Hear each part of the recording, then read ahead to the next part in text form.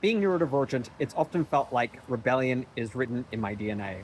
I've often questioned and challenged many social norms, including gender norms. It never felt fair to me that only boys could do X and only girls could do Y. It felt oppressive that gender had to be policed by everybody, and that this in group and out group dynamic was enforced through bullying, exclusion, and ostracism. If you were doing X activity as a girl, you were too butch.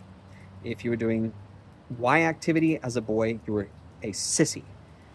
And anybody who dared to deviate from what was prescribed by cis heteronormative society was going to pay a price. There was a consequence for not adhering to the rules of the gender club that you never subscribed to, that you were enrolled in from birth by society.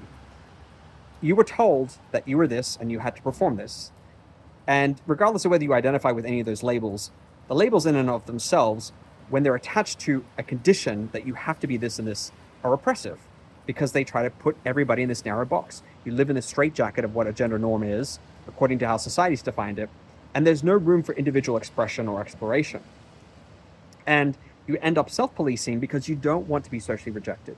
You don't want to be harmed. You don't want to be physically or emotionally targeted by people who feel threatened because of your failure to adhere to gender norms.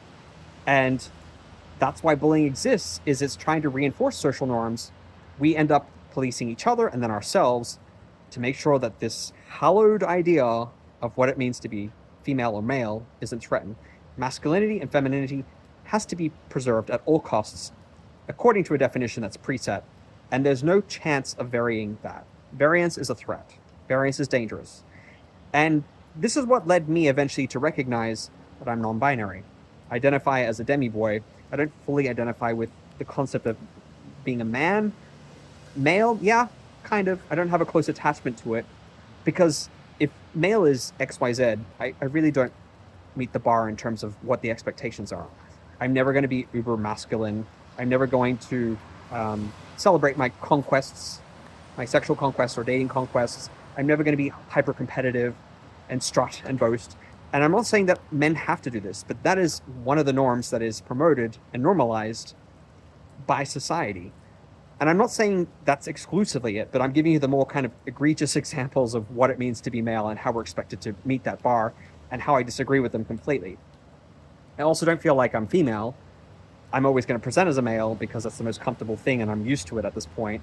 But there was a point early in my life where I was like, I wanted to wear certain things that were prescribed for girls, but then I wouldn't want to allow myself because the idea was enforced that that was for girls only, that you shouldn't wear that. It looks bad. It represents you and it represents people around you poorly if you're deviating in some way.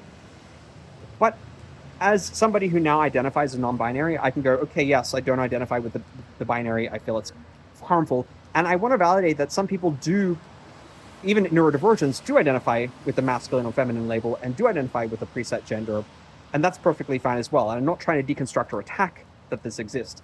What I have a problem with is the tyranny that comes with it, that the enforcement of it and the brainwashing and the social programming and then the punishment when we can't confine ourselves to it.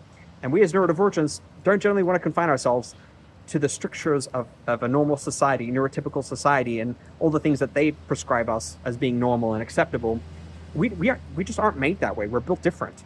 And so to expect us to conform to those things when our minds just don't work that way, when our neurotype leads us to go outside of the box, to express and identify differently, is really oppressive. How do you identify in terms of your gender identity? Have you felt the same challenges I had about being told that being male or female is only these things and that you can't be these other things because it's a threat to that concept of masculinity or femininity? Were you policed by other people, bullied, ostracized?